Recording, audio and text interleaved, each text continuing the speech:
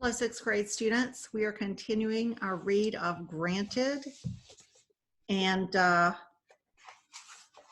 Ophia is finding herself in a predicament. If you've been keeping up, the coin that she needs was in a fountain.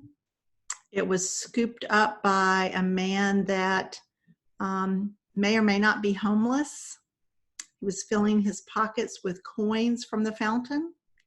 And now retrieving that coin is becoming a little challenging, and maybe even more challenging than we know even at this point. So let's continue. We're on page 117 at the top of the page. Admittedly, her first instinct upon seeing the coin missing was to panic, but she quickly squelched it.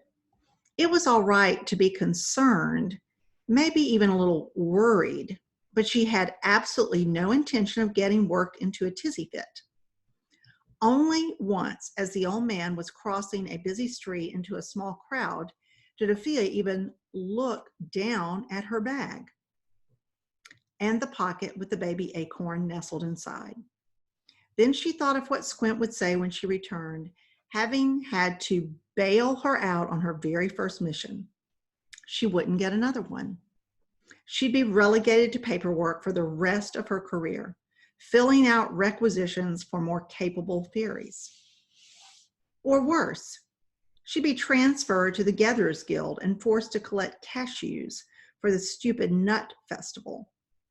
Or was it pistachios? She didn't much care for either. None of that mattered because she was not going back to the Haven without granting this wish. Everything was under control. She still had the dust. She still had half a day's worth of camo. And she could still hear the girl's voice calling her through the pocket of the man's thick coat. If only she could corner him, get him alone, then she could knock him out without fear of being seen. Unfortunately, the streets were spotted with people, and it was all Ophia could do not to draw attention to herself. She wasn't always successful.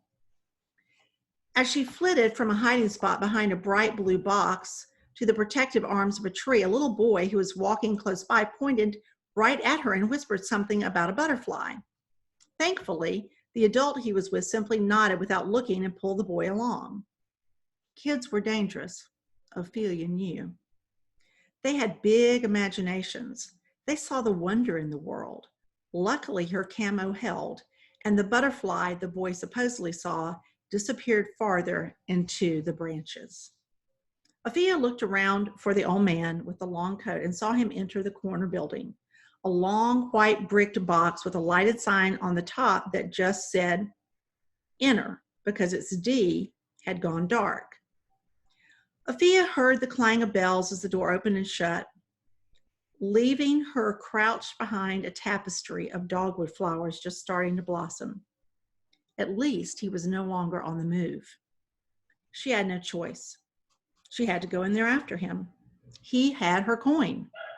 But simply slipping through the front door seemed too risky with this many people around. 599 days of training had taught her that there was almost always another way in. Ophia fluttered across the street, staying high to keep out of view and scanning the outside of the building until she found a vent situated just under the roof. The Haven didn't have heating and air conditioning. Ophelia made do with sunshine and blankets in the winter and cool breezes and refreshing waterfall baths in the summer. But she had studied the basics, enough to know that she'd found an alternative entrance, and a much stealthier one at that. She waited till nobody was watching and then darted up to the roofline. The vent was made of metal, the slats much too narrow for her to squeeze through, but nuts to that. Fairies were disproportionately strong for their size.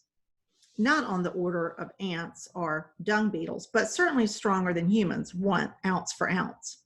Ophia could bench press 40 pounds, nearly 20 times her own weight, far from the record held by Selma Redcedar. Thick, but enough to earn her a round of applause from her fellow trainers at the academy. and more than enough to bend the slats on the outside of an air vent, making a hole big enough to squeeze through.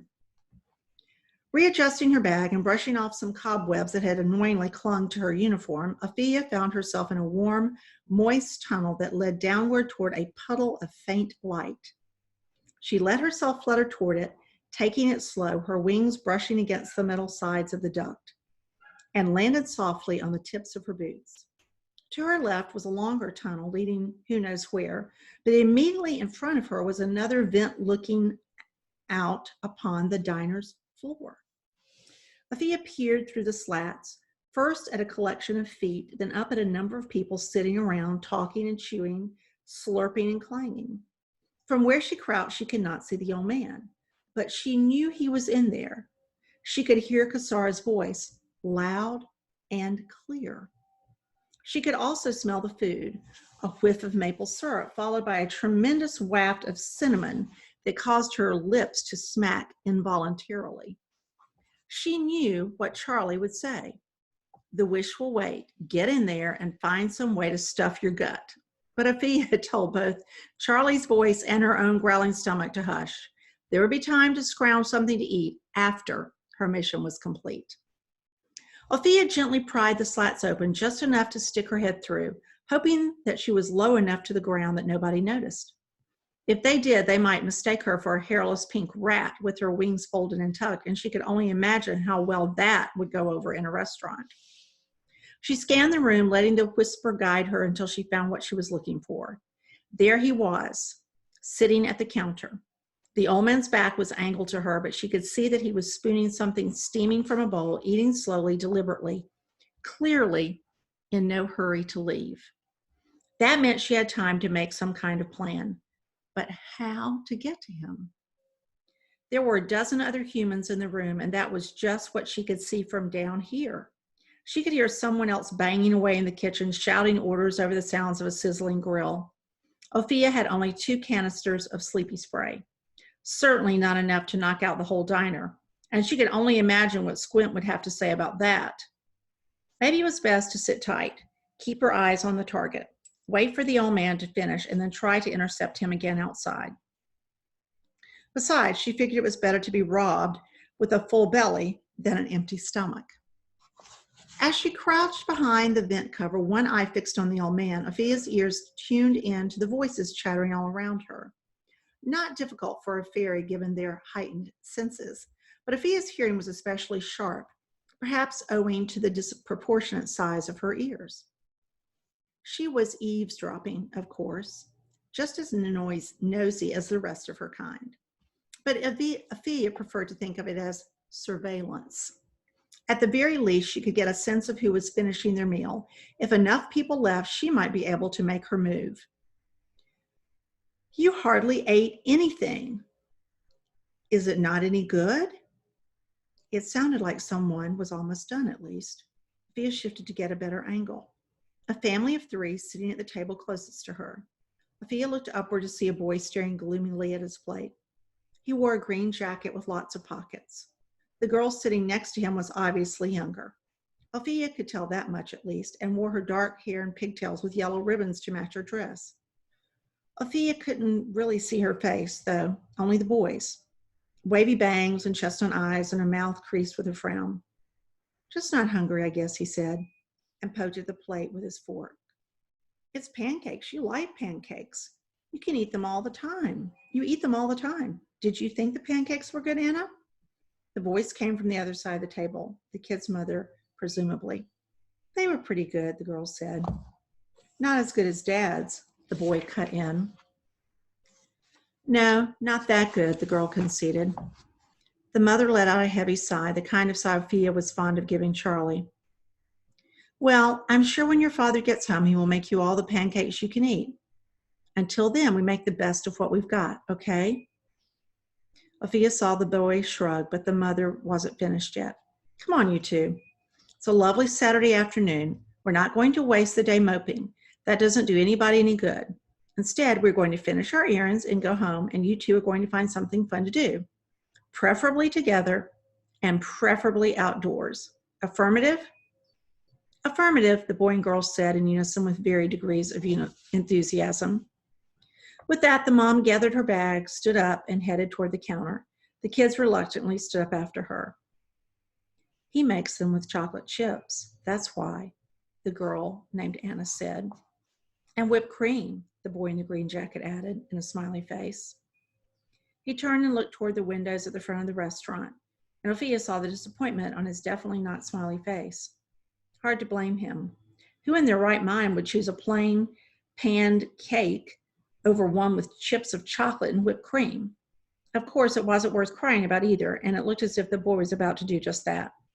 That is, until a clanking sound came from the tunnel behind Ophelia, carried out through the vent. The boy's head twisted around suddenly.